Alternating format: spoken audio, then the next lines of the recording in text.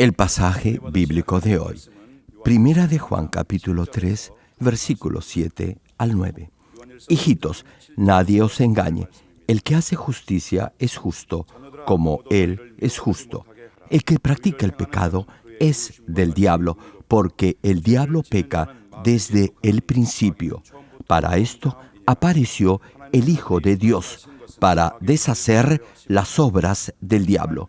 Todo aquel que es nacido de Dios no practica el pecado, porque la simiente de Dios permanece en él, y no puede pecar porque es nacido de Dios.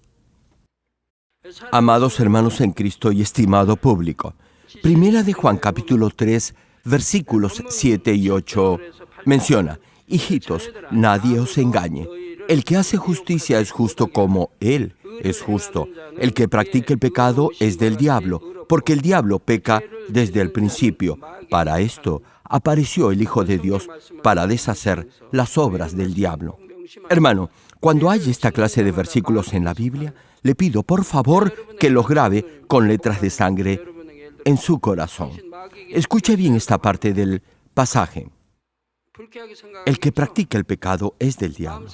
Pregunto, si yo le dijera a cualquiera de ustedes que es del diablo, ¿cómo se sentiría? ¿Bien o mal?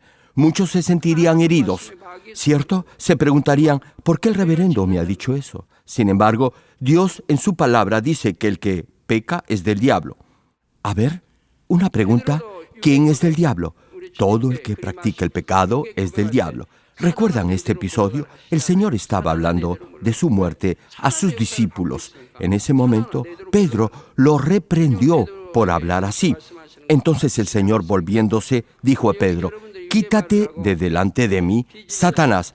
Como la mente de Pedro estaba siendo influenciada por Satanás, el Señor le dijo: quítate de delante de mí, Satanás. Si usted me dijera una mentira y yo lo reprendiera igual que el Señor hizo con Pedro, lo más probable es que se sentiría herido. Ahora bien, si a pesar de esa palabra de reconvención me respondiera que está agradecido por la llamada de atención, eso querrá decir que ha llegado al nivel del Espíritu. Repito el pasaje. El que practica el pecado es del diablo, porque el diablo peca desde el principio. Para esto apareció el Hijo de Dios, para deshacer las obras del diablo. Hermano, cuando alguien malvado engaña a otros, maquilla la verdad para que suene convincente. Por ejemplo, alguien que necesita un avalo garante le dice que va a emprender un buen negocio, pero que no tiene los fondos suficientes y por eso requiere a alguien que garantice su préstamo. ¿Acaso nunca le han pedido eso? ¿Jamás alguien le ha pedido que garantice un préstamo? Ahora bien, si algo sale mal, usted deberá asumir esa pérdida. No obstante, esto no se lo dirá el que le está pidiendo que garantice su préstamo. En vez de ello, solo le dirá los aspectos positivos y no los riesgosos. Le explicará que el negocio va a redituar beneficios a corto plazo, que incluso le podrá dar algo más de dinero por la molestia. Le indicará que es un buen momento para invertir y que requiere de su garantía solo por un par de meses. Añadirá que luego lo recompensará generosamente. Le asegurará que no habrá riesgo alguno y que si lo hay, él mismo le garantizará el reintegro de su dinero. Hermano, si alguien le puede garantizar el retorno del dinero que pide prestado al banco, en realidad no necesita de un garante para gestionar su préstamo. Si tiene presente la palabra de Dios, ya sabrá qué respuesta dar. Sabrá qué hacer. Solo deberá obedecer la palabra de Dios y nada más. Sin embargo, los que no desean vivir por la palabra usarán su propio criterio y decidirán según su propia opinión. Se dirán que como conocen a tal o cual persona por tantos años, no pueden dejar de ayudarla en ese difícil momento. Y si es un familiar, con mayor razón creerán que están en la obligación de hacerlo. No obstante, si ese familiar que dice apreciarlo está en dificultades financieras y requiere de un garante para que el banco le conceda un préstamo y no tiene la plena seguridad que su negocio va a ir bien, no debería pedirle que corra ese riesgo. Eso no es amor. Tal vez me diga que si no ayuda a su hermano, él se molestará con usted y le dejará de hablar. Pues si es así, déjeme decirle algo. Esa persona en realidad no lo quiere. No es un buen amigo ni un buen hermano. Es un interesado. Pregúntese, ¿acaso piensa en usted?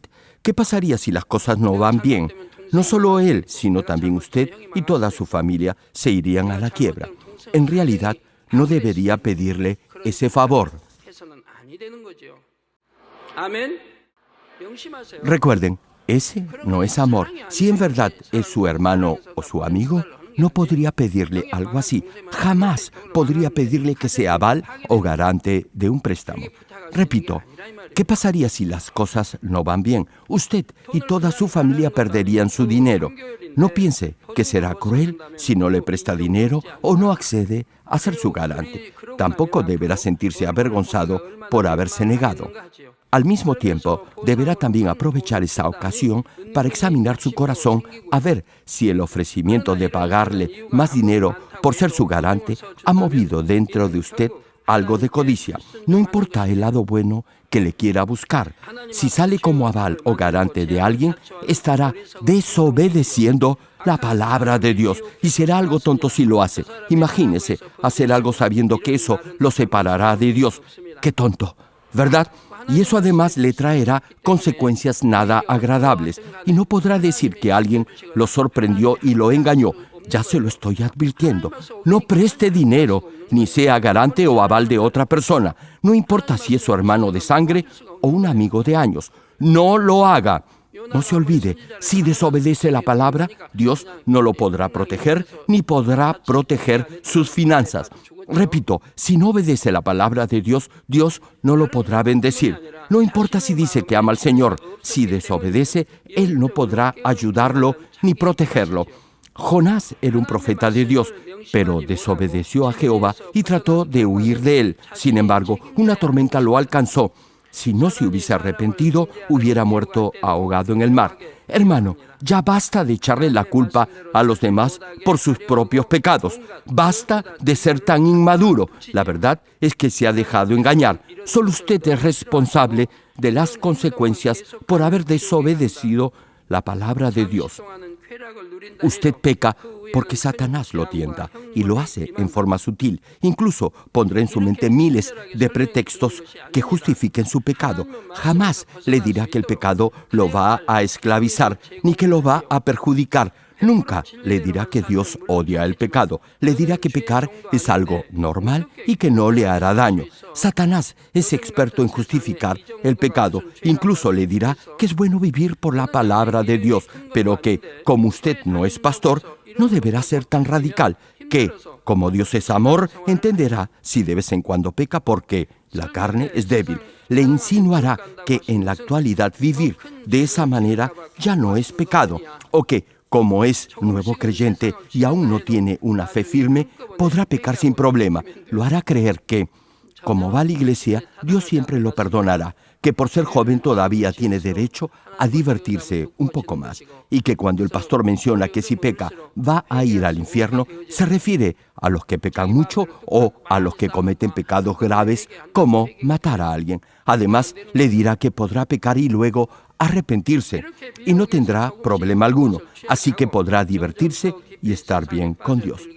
Ahora me dirijo a los nuevos creyentes. No se dejen engañar. La palabra no dice eso. Dios afirma que si practica el pecado, levantará un muro que lo separará de él y llegará un momento en que ya no podrá ni deseará arrepentirse. Su conciencia se habrá endurecido y no podrá hacerlo. No habrá reconciliación con Dios. Satanás lo tentará de esa forma para que, poco a poco, acepte el pecado como una opción. Más aún, a través de la televisión y el Internet, el mundo se está manchando cada vez más de pecado y de lujuria. Ahora, por cualquier computadora se puede accesar a la pornografía. Menores de edad, jóvenes y adultos. No hay distinción alguna. Todos ellos están expuestos a esta clase de escenas de sexo y de violencia. Y si en forma diaria consume esa clase de imágenes tóxicas, su corazón se hará cada vez más insensible a lo espiritual, a lo puro y a lo bueno. Antes, la sociedad se horrorizaba por un pecado flagrante. No obstante, hoy en día lo único que atinan a decir es que eso es algo aceptable y normal. Les comparto algo. En la década de los años 50 y 60, por lo menos aquí en Corea, la mayoría de las películas eran tristes, tragedias, dramas, etc. Los actores debían, en primer lugar, aprender a llorar muy bien. Las más famosas actrices debían ser muy buenas plañideras y lloronas. Si la película no era triste, el comentario no era bueno. Mientras más trágica fuese la película, mejor era la crítica. El corazón de la gente era tocado por esas escenas dolientes y el público lloraba.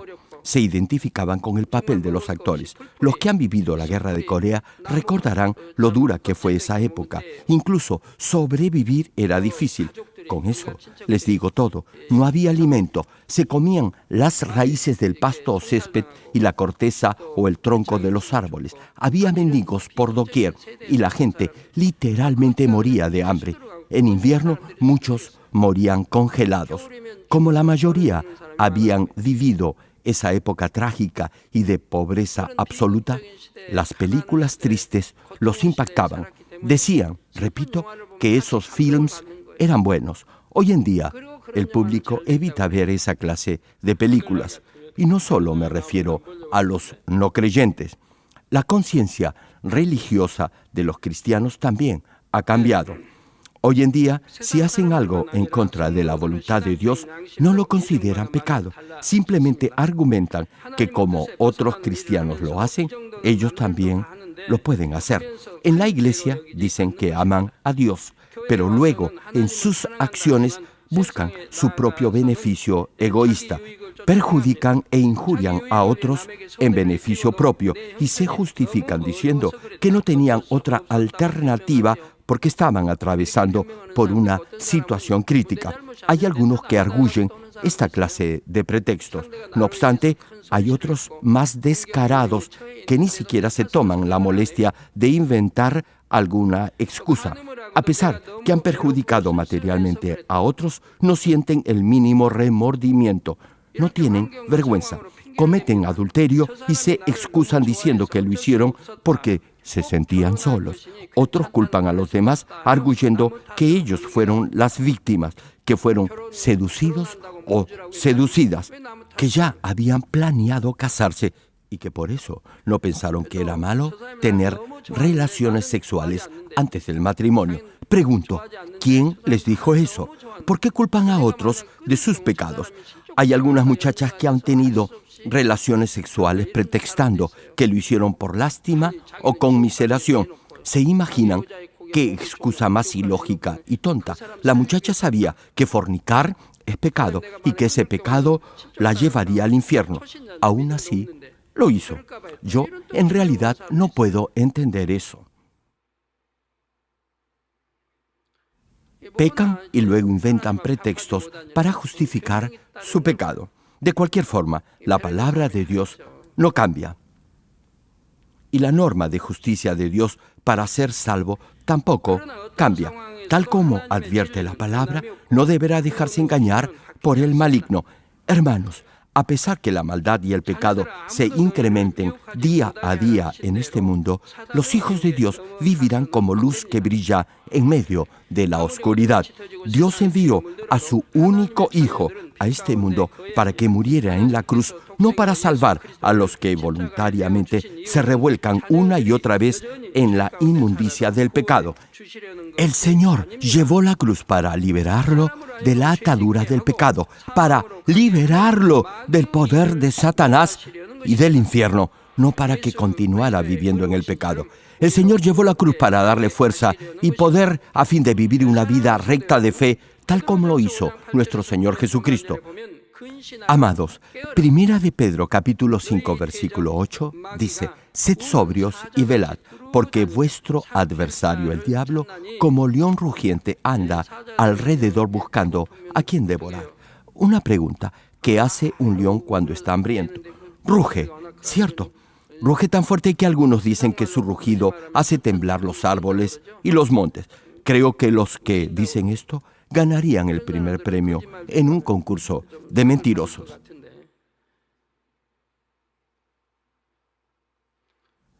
Así como un león rugiente, el diablo y Satanás andan merodeando, acechando, buscando a quien devorar, y devoran seres humanos que viven en el pecado. Estarán esperando que usted ceda a cualquier tentación para devorarlo. Pero le digo algo, resista, hermano, resista y nunca desista. Manténgase firme, parado en la roca de su fe, porque tanto usted como yo sabemos en quién hemos creído. Sí, el diablo anda como león rugiente buscando a quien devorar. Desde el inicio de la creación hasta el día del juicio final, el diablo lo tentará para hacerlo pecar. Ya les he compartido esto en la serie de mensajes titulada El mundo de los espíritus malignos. Brevemente se los narro.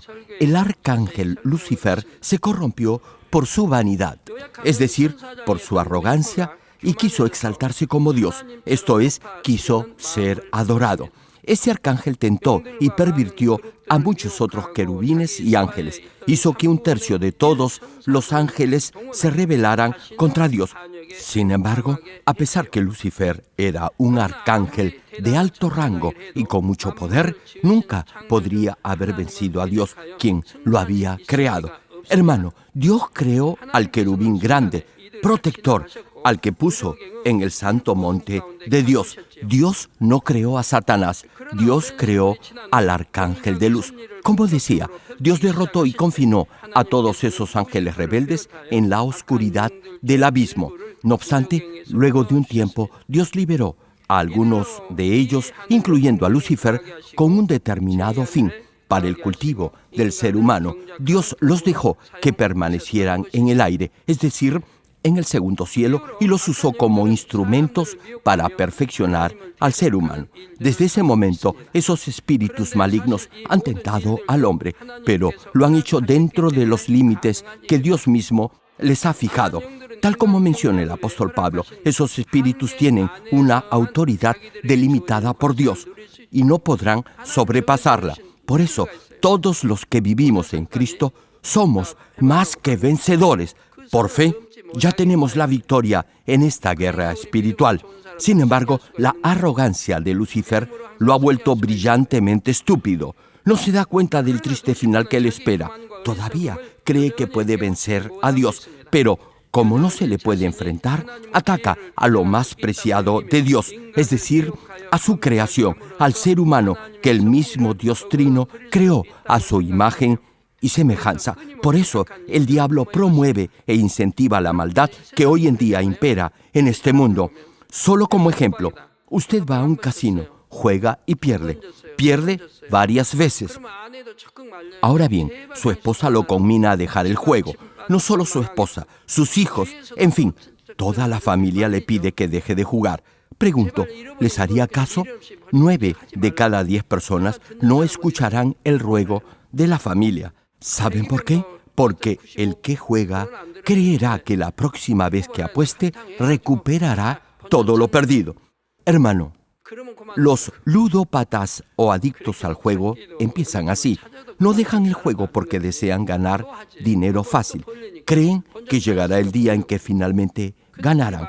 Pero si eso fuera cierto, todos los que juegan serían millonarios. No obstante, eso no es así. Más bien, he escuchado que los que tienen este vicio han perdido todo lo que tenían. Al final, pierden todo.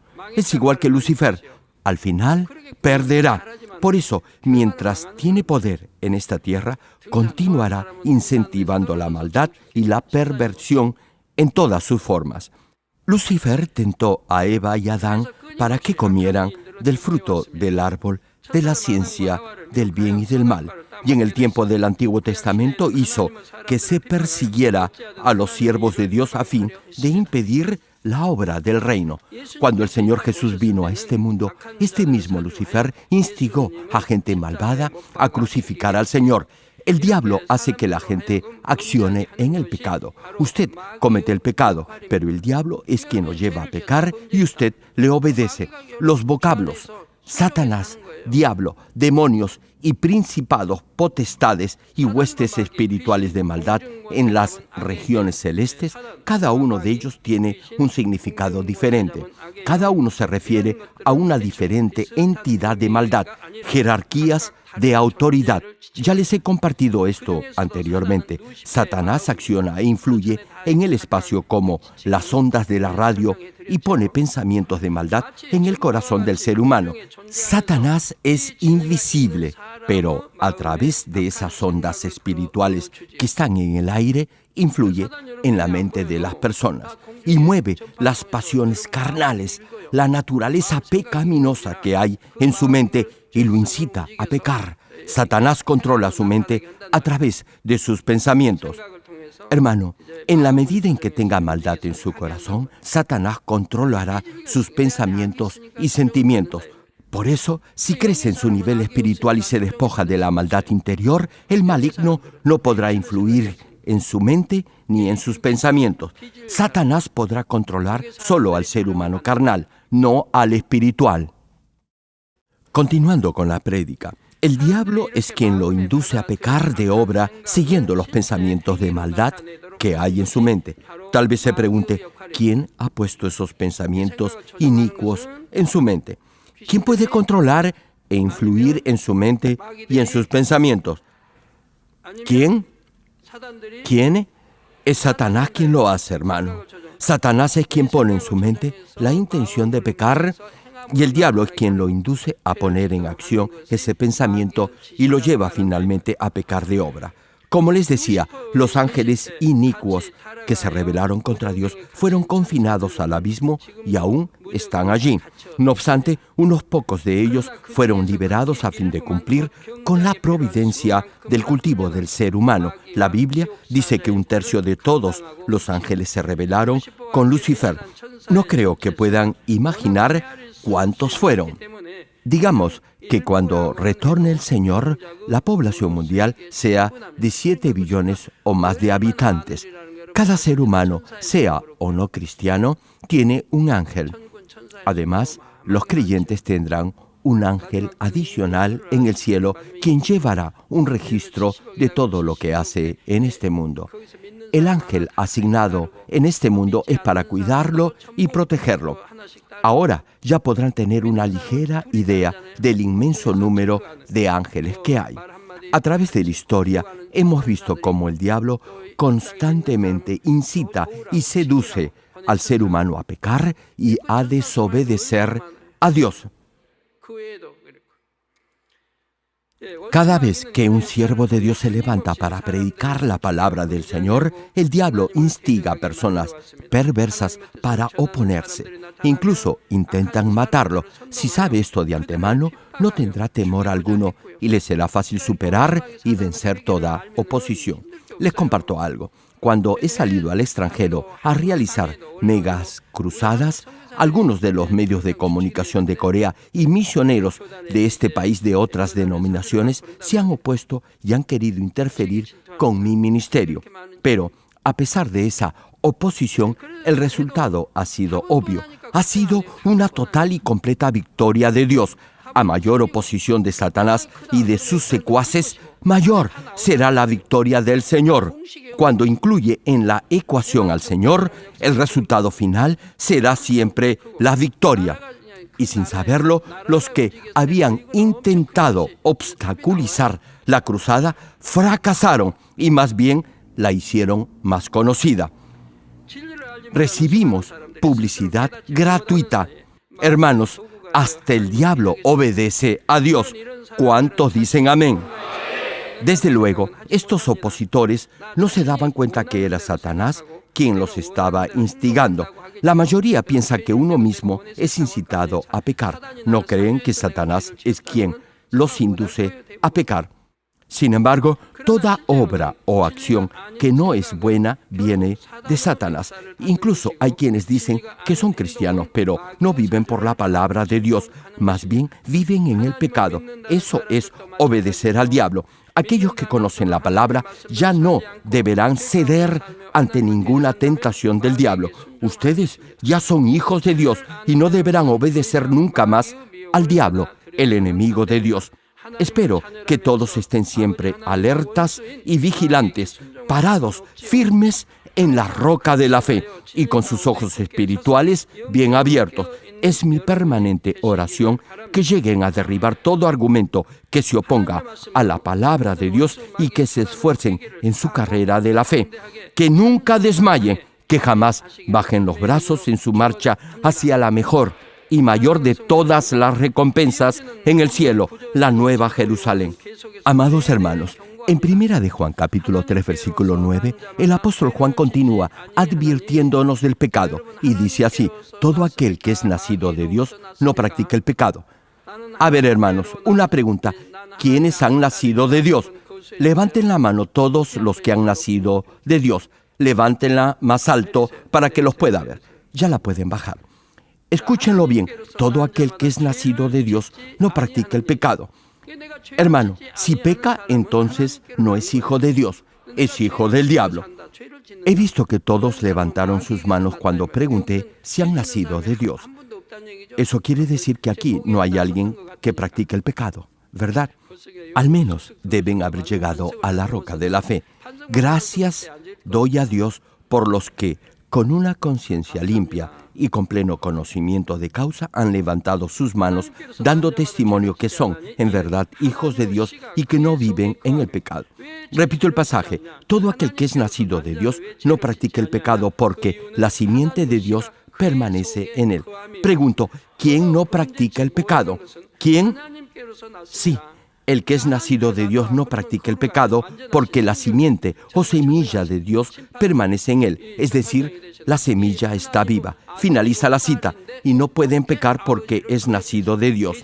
Hermano, no sé si se da cuenta de esto. Usted es nacido de Dios, de este Dios santo, íntegro, perfecto, omnipotente y omnisciente. Si usted es hijo de este Dios, le pregunto, ¿cómo podría volver al pecado? El que es nacido de Dios no puede practicar el pecado. Si vuelve a pecar, eso será como burlarse de Dios, deshonrar a Dios. Escuche bien esta parte del versículo. Y no puede pecar porque es nacido de Dios. Recuérdelo bien, el que ha nacido de Dios no puede pecar porque la semilla de vida vive en todo aquel que ha nacido de Dios. Semilla o simiente de vida se refiere a la palabra de Dios, la única verdad. En Lucas capítulo 8, el Señor explica la parábola del sembrador y en el versículo 11 dice lo siguiente: esta es, pues, la parábola. La semilla es la palabra de Dios. Y 1 de Pedro, capítulo 1, versículo 23, añade: siendo renacidos, no de simiente corruptible, sino de incorruptible, por la palabra de Dios que vive y permanece para siempre. Hermanos, todos los descendientes de Adán que nacieron luego que había caído en el pecado, nacieron con el espíritu muerto. Sin embargo, los que aceptan al Señor Jesucristo como su Salvador son perdonados de sus pecados y nacen de nuevo. Todos nosotros hemos vuelto a nacer. Somos una nueva creación en Cristo Jesús, porque hemos aceptado la palabra de Dios, la semilla o simiente de vida, que es el Verbo encarnado, el Señor Jesucristo. La primera parte de Juan capítulo 1, versículo 14, menciona sobre esto: y aquel Verbo fue hecho carne y habitó entre nosotros. Y en Juan capítulo 1, versículo 1 leemos: en el principio era el Verbo, y el Verbo era con Dios, y el Verbo era Dios. Sí, hermano, Jesucristo es el Verbo que se hizo carne y habitó en este mundo. El Señor obedeció en forma perfecta la voluntad de Dios y cumplió con la providencia del Padre en esta tierra. Y Juan capítulo 14, versículo 6 menciona: Jesús le dijo: yo soy el camino y la verdad. A ver, hermanos, el Señor es el camino, la verdad ¿y qué? Y la vida.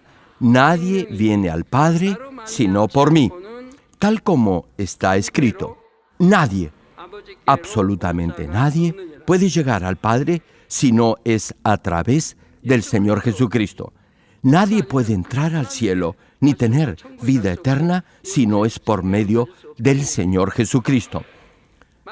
No obstante, el Señor no llegó a ser esa simiente o esa semilla de vida de Dios únicamente por venir en carne a este mundo. Para ello, tuvo que vivir una vida perfecta de acuerdo a la palabra de Dios, cumplir la ley de Dios con amor, ser crucificado y resucitar al tercer día. Hermano, si ama a Dios, guardará sus mandamientos, y guardar sus mandamientos es amar a Dios. Obedecer su voluntad es la forma visible en la que expresa su amor a Dios. Si dice que ama a Dios por sobre todas las cosas, le pregunto, ¿cómo deberá vivir? Deberá vivir de acuerdo a los 66 libros de la Biblia. Amar a Dios por sobre todas las cosas es vivir por su palabra, y por ese amor que profesa, cumplirá los mandamientos de Dios y llegará a la plenitud del Espíritu. Si cumple la palabra de Dios, alcanzará el Espíritu perfecto y así llegará a ser un verdadero hijo de Dios. ¿Se imagina qué gran bendición? Dios le concederá todo lo que le pida. Ese es el deseo de nuestro Padre Celestial para con todos sus hijos. Yo me siento muy feliz cuando veo crecer espiritualmente a muchos de ustedes. No importa si es joven o adulto. Yo también quisiera darles todo lo que tengo. Sí, darles todo lo que tengo. Los que lleguen a este nivel espiritual no pasarán necesidad alguna. ¿Saben por qué? Porque Dios suplirá todo lo que necesiten conforme a sus riquezas en gloria. Dios los prosperará financieramente y lo hará porque podrá confiar en ustedes. Serán verdaderos hijos e hijas del Dios vivo. Serán prósperos en toda área de su vida y además tendrán salud. ¿Qué más pueden pedirle a Dios? Como les decía, el Señor Jesucristo es esta simiente o semilla de vida. Cuando acepta al Señor, Él permanecerá en usted y usted tendrá una nueva vida en Cristo. Hermanos, los que han aceptado al Señor Jesucristo y han recibido el Espíritu Santo ya son salvos. Sin embargo, el Espíritu Santo no es la semilla de vida de Dios. El Espíritu Santo da testimonio de la verdad para que pueda creer en Jesucristo y le da la fuerza y el poder para vivir conforme a la palabra de Dios. Es decir, el Espíritu Santo lo ayudará a que esa simiente o semilla de vida crezca y se desarrolle en usted para que vuelva a nacer espiritualmente y tenga vida eterna. Aún si ha recibido el Espíritu Santo, este se podrá apagar si esa semilla de vida de Dios no permanece en usted. En el capítulo 19 del Evangelio de Lucas, el Señor nos narra la parábola de las 10 minas. A través de esta enseñanza podrá ver cómo hay casos en los que no será salvo, aun si ha recibido el Espíritu Santo. Esta parábola relata que un hombre noble se fue a un lejano país para recibir un reino. Antes de partir llamó a 10 siervos suyos y les dio una mina a cada uno, es decir, cierta cantidad de dinero. Les dio semilla para sembrar a fin que los siervos pudieran hacer algún negocio y producir alguna ganancia entre tanto él volviera. Al retornar, el Señor mandó llamar a los siervos para saber lo que cada uno había hecho. El primero había invertido la mina que le había dado y había ganado 10. Otro había producido 5 minas. A ambos el Señor los recompensó como correspondía. Sin embargo, vino otro, diciendo que por temor no había hecho negocio alguno y que solo había guardado en un pañuelo la mina que le había dejado. Entonces el Señor se enojó con ese mal siervo ocioso y mandó que le quitaran la mina. En esta parábola, el hombre noble simboliza al Señor Jesucristo y la mina representa al Espíritu Santo. Producir ganancia con esa mina que le ha dado el Señor quiere decir que los que han recibido el Espíritu Santo deben vivir conforme a la palabra y manifestar los frutos del Espíritu Santo en su vida diaria. Dios da a todos por igual el mismo Espíritu. ¿O acaso creen que algunos reciben el Espíritu Santo más grande que otros? Claro que no. El mismo Espíritu es dado a todos por igual. Y el Espíritu Santo transformará su corazón y hará que su fe crezca, ayudándolo a poner en práctica la palabra de Dios en su diario vivir. Hermano, deberá grabar estas prédicas en su mente y corazón. Deberá desechar toda ira, odio, envidia, intemperancia, adulterio, orgullo, arrogancia, codicia y toda otra forma de maldad. Y deberá manifestar en su día a día frutos de bondad, amor espiritual, paz, fidelidad, humildad, gentileza, etc. El Espíritu Santo constantemente lo guiará hacia este objetivo. Le dará gracia y fortaleza para que cambie. Hermano, es malo, muy malo sentir envidia y tener celos de otros. Deberían incluso enseñar a sus hijos a no tener esa clase de malos sentimientos. Como les decía, el Espíritu Santo lo ayudará a recordar la palabra de Dios y le advertirá que no debe guardar rencor, que no debe amargarse, enojarse ni tener resentimiento contra otros. A Dios no le agrada esa clase de malos sentimientos. Hermano, entienda a los demás. Tenga paciencia con ellos y aprenda a perdonar toda ofensa.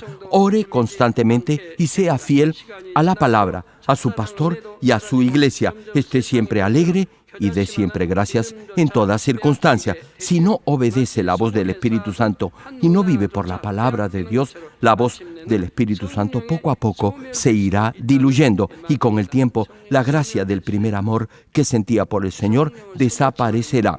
Cederá ante las tentaciones del mundo y su fe igualmente disminuirá y finalmente se desvanecerá.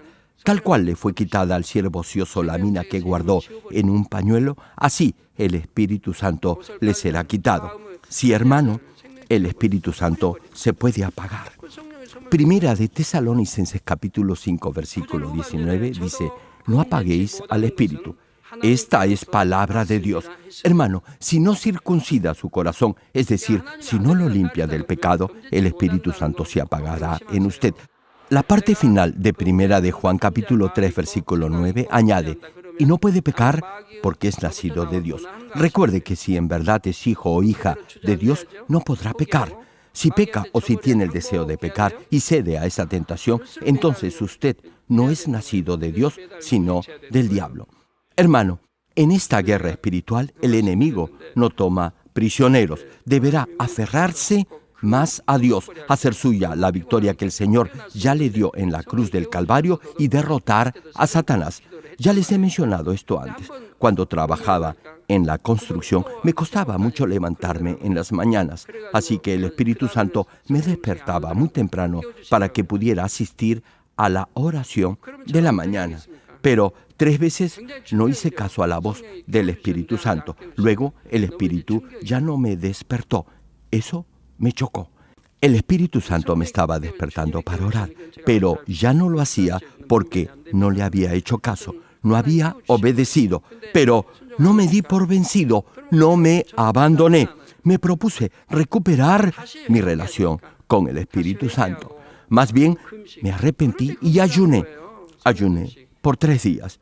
Si le ha pasado esto, al menos deberá ayunar por un día. Le pregunto, ¿qué cree que deberá hacer si por alguna razón su comunión con Dios se ha interrumpido?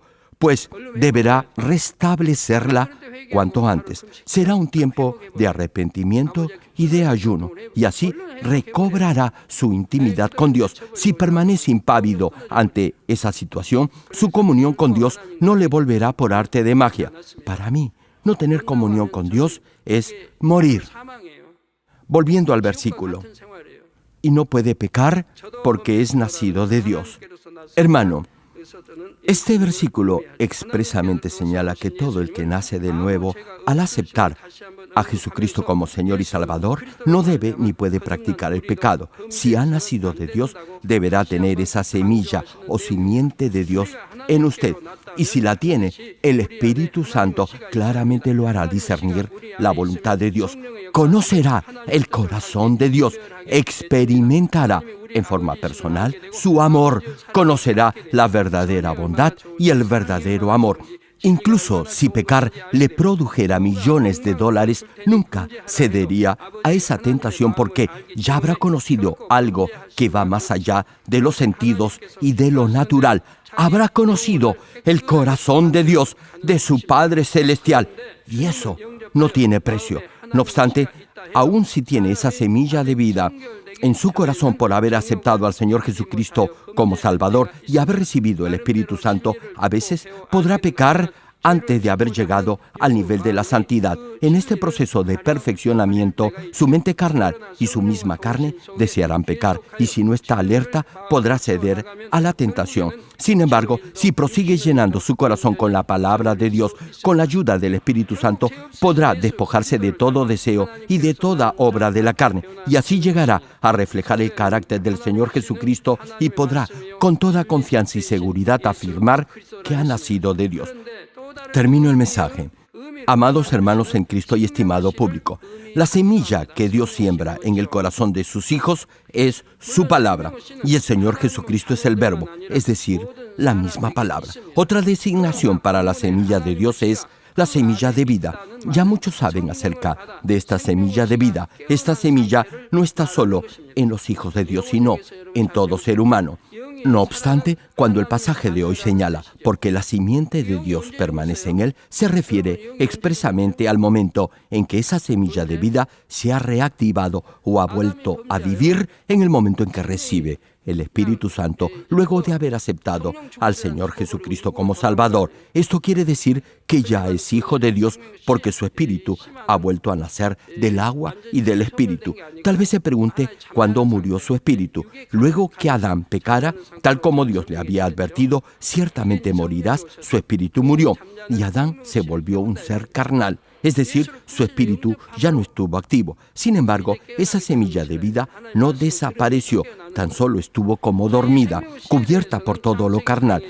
Cuando recibe el Espíritu Santo, ese mismo Espíritu toca y revive esa semilla de vida que estaba como dormida. En otras palabras, al aceptar al Señor Jesucristo como su Salvador y recibir el Espíritu Santo, esa semilla se reactivó, volvió a vivir y desde ese momento deberá crecer, desarrollarse y fortalecerse en la medida en que escuche y ponga en práctica la palabra de Dios. Sí, hermano, en la medida en que sea lleno del Espíritu Santo, esa semilla de vida se fortalecerá y su espíritu ya activo crecerá. En ese proceso podrá experimentar en su vida el obrar de Dios, quien hará que lo imposible se haga posible. Es decir, todo le irá bien, prosperará en toda área de su vida. Dios responderá las peticiones de su corazón y además tendrá salud. Sí, mi hermano, recibirá honra, riquezas y vida. El bien, la misericordia y la prosperidad de Dios lo alcanzarán. Usted no buscará el dinero lo buscará usted. Por el contrario, si no vive por la palabra, si desobedece la voluntad de Dios, si continúa pecando, esa semilla se debilitará.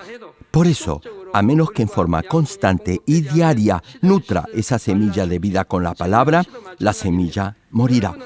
Oro en el nombre del Señor Jesucristo para que todos crezcan espiritualmente, vivan conforme a la palabra de Dios y mantengan siempre viva esa semilla de vida con la llenura del Espíritu Santo. Amén. Aleluya, Dios Todopoderoso de amor, pon tu mano sobre todos los hermanos de nuestras iglesias en el mundo entero que están recibiendo con fe esta oración que trasciende el tiempo y el espacio a través del satélite, la televisión, el internet o que le están escuchando por radio o por cintas de audio en todo el mundo. Pon fe en sus corazones para que puedan creer en ti y se despojen de todo pensamiento negativo y toda duda. Líbralos de toda prueba y aflicción. Quema con el fuego del Espíritu Santo, de la cabeza a los pies, toda parte enferma, incluyendo toda célula, tejido y nervio, todo órgano interno e intestinos. Que la luz de tu Espíritu venga sobre ellos. En el nombre de Jesucristo, ordeno al diablo y a Satanás, a todo tipo de enfermedad, germen y dolencia, ¡fuera! Quema con el fuego del Espíritu Santo toda enfermedad incurable y toda dolencia crónica. Que toda enfermedad contagiosa, resfriado y fiebre desaparezca. Protégelos de cualquier tipo de microbio, virus y bacteria.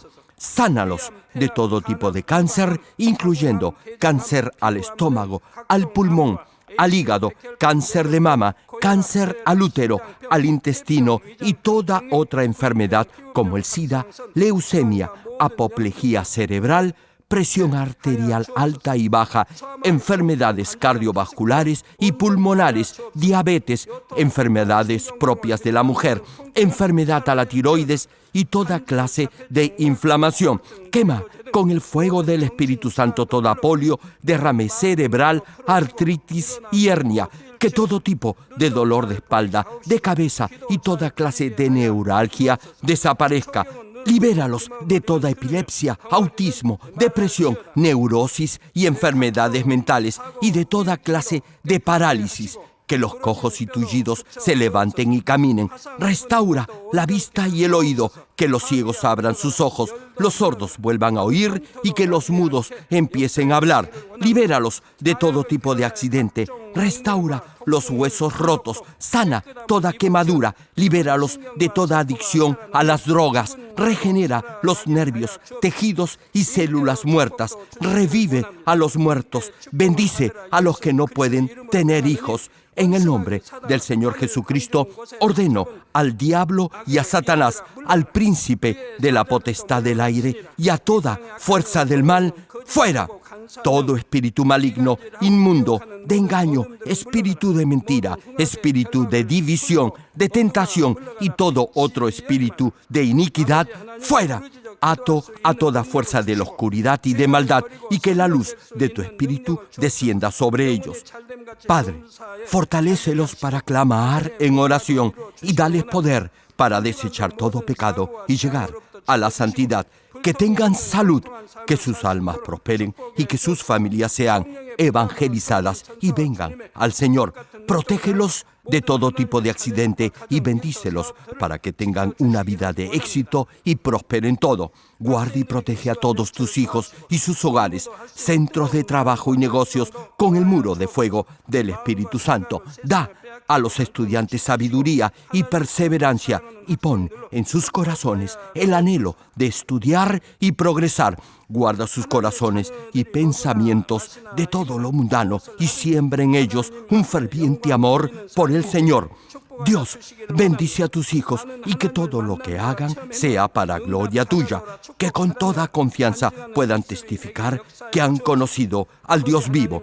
Gracias, Padre, por haber escuchado nuestra oración. Toda la gloria sea para ti. He orado en el nombre del Señor Jesucristo. Amén.